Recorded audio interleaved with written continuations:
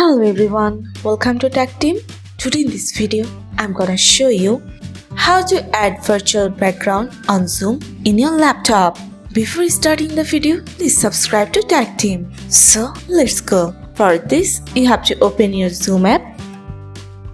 Now after opening your Zoom app, you will find here a settings icon. You have to press on it.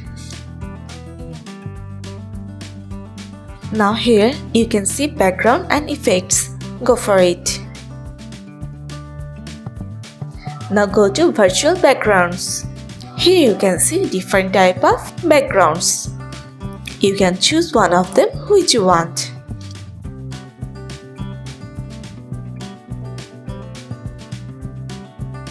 And by clicking on this plus icon, you can customize your virtual background. You can add your image and add your video. So this is how you can add your virtual background on Zoom Workplace in your laptop. So guys, that's it. You can do this.